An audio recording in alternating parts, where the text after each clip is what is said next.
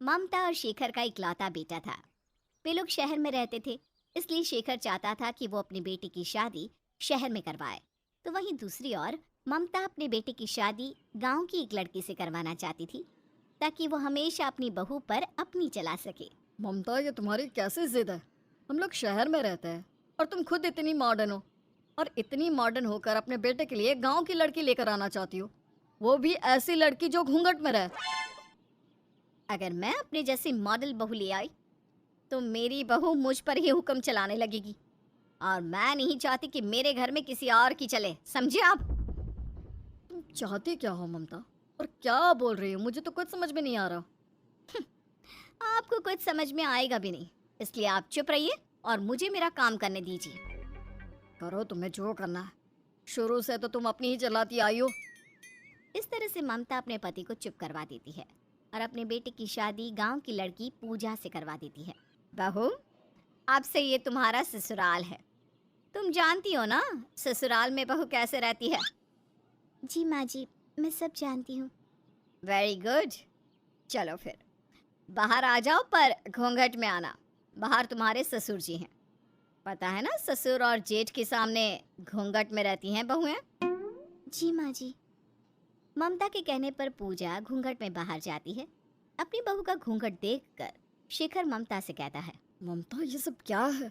बहू ने घूंघट क्यों किया हुआ है? बहू, इस घूंघट को हटा दो। ये आप कैसे बात कर रहे हैं? ये हमारी बहू के संस्कार है, और भूलिए मत, बहू हमेशा ससुर और जेठ के सामने घूंघट में ही रहती है। बहू, तुम अपना घूंघट हटा दो, कोई जरूरत नहीं है घूंघट में रहने की। मैं तुम्हारे पिताजी समान हूँ। पर पिताजी, मैं घूंघट नहीं हटा सकती। माँ जी बिल्कुल सही कह रही हैं। ये मेरे संस्कार नहीं है कि मैं अपने ससुर जी के सामने बिना घूंघट के घूमूं।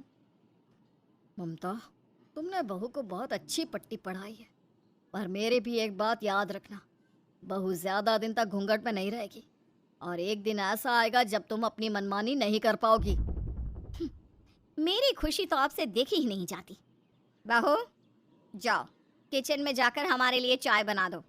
शाम हो चुकी है और चाय बनाने के बाद डिनर की तैयारी कर लेना।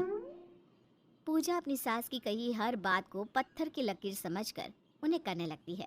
तो वहीं दूसरी ओर शेखर चाहकर भी कुछ नहीं कर पाता।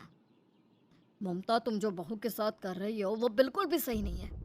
तुमने सोचा है, अगर कभी सोसाइटी वाले हमारी बहू को घूंघट में देखेंगे तो तुम्हारे बारे में क्या सोचेंगे?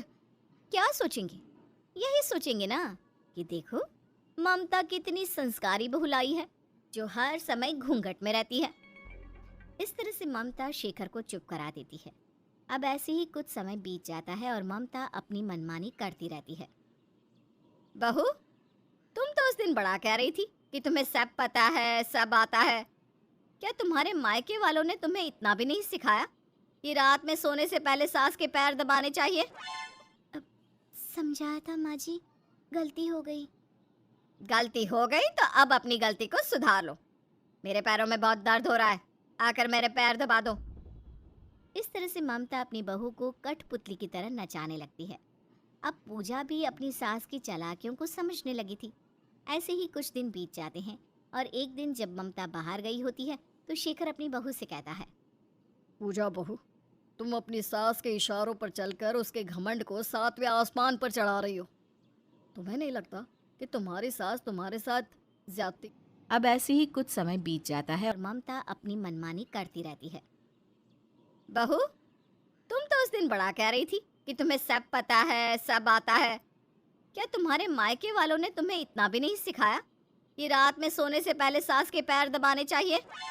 अब समझाया था माँ जी, गलती हो गई। गलती हो गई तो अब अपनी गलती को सुधार लो। मेरे पैरों में बहुत दर्द हो रहा है, आकर मेरे पैर दबा दो। इस तरह से ममता अपनी बहू को कठपुतली की तरह नचाने लगती है। अब पूजा भी अपनी सास की चालाकियों को समझने लगी थी।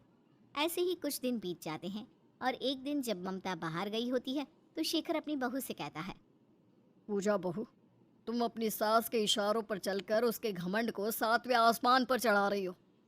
तुम्हें नहीं लगता कि तुम्हारी सास तुम्हारे साथ ज्यादती कर रही है? पर पिताजी, मैं माँ जी के खिलाफ भी तो नहीं जा सकती ना। बहू, जब घी सीधी उंगली से ना निकले तो उंगली टेढ़ी करनी पड़ती है। और तुम्हारी सास प्यार से मानने वालों में से नहीं है। खुद तो वो मॉडर्न बनी रहती है और बहू को घूंघट पर रखती है। अपना घूंघट हटाकर अपनी सास को दिखा दो कि तुम उसकी कठपुतली नहीं हो। इस तरह से शेखर पूजा को काफी देर तक समझाता है। अब पूजा को अपने ससुर की बातें समझ में आ जाती हैं और वो फैसला लेती है कि अब वो अपनी सास को सुधार कर रहेगी। पिताजी, मैं आपकी बात समझ गई। आप बिल्कुल सही कह रहे हैं, पर मुझे समझ में नहीं आ रहा कि मैं माँ जी के खिलाफ कैसे जाऊं, कैसे सुधारूं उन्हें। बहू, सबसे पहले तो तुम अपना घूंघट हटा दो और अपनी सास को जवाब देना सीख जाओ। और जैसी तुम्हारी सास है वैसे ही बन जाओ, तभी ही सुधरेगी तुम्हारी सास। वो सब तो ठीक है पिताजी, पर मुझे डर लग रहा है कि अगर मैं माँ जी के खिलाफ गई तो। डरते क्यों हो? मैं हूं ना तुम्हारे साथ। इस तरह से शेखर अपनी बहू का साथ देता है। अब कुछ दिनों बाद पूजा बिना घूंघट के घर में घूमती है और धीरे धीरे बिना अपनी सास से पूछे घर से बाहर जाने लगती है। ये देखकर ममता को बहुत गुस्सा आता है। बहू रानी, अभी तुम्हारी शादी को 6 महीने भी नहीं हुए और तुमने अपने असली रंग दिखाने शुरू कर दिए। बहुत पंख निकल गए हैं तुम्हारे। सही कहा माँ जी। वो कहते हैं ना, जैसा देश वैसा भेष। देखिए ना, यहाँ कोई घूंघट में नहीं रहता। अब मैं दूसरों को क्या कहूँ जब मेरी खुद की सास इतनी मॉडर्न है। जब सास इतनी मॉडर्न है तो बहू देहाती कैसे रह सकती है। इतना बोलकर पूजा हंसती हुई वहां से चली जाती है। ममता अपनी बहू को इस रूप में देखकर बड़ी हैरान होती है। अब समय यूं ही बीतता है और ऐसे ही एक दिन। बहू, घूंघट ना करने से, बाहर घूमने से कोई मॉडर्न नहीं बन जाता। और वैसे भी बहू चाहे कितनी ही मॉडर्न क्यों ना हो जाए, उससे अपनी सास की सेवा करनी ही पड़ती है। माँ जी, बहू सास की सेवा तब करती है जब सास को सेवा की जरूरत होती है। पर आप तो मुझसे भी ज्यादा जवान दिखती हो, भला आपको कैसे सेवा की जरूरत। पूजा का बदलता रूप देखकर ममता हैरान हो जाती है। उसे समझ में नहीं आता कि अब वो क्या करे कि फिर से पूजा को अपने बस में कर सके। समय यूं ही बीतता जाता है और ममता का जोर पूजा पर से हट जाता है। अब चाहकर भी ममता पूजा को अपने इशारों पर नहीं नचा पाती और खुद उसकी मोहताज हो जाती है। बहू, मैं बाहर पार्टी करने जा रही हूँ, रात को आऊंगी, मेरा खाना मत बनाना। माँ जी, अब आपकी उम्र हो गई है, आपको ये पार्टी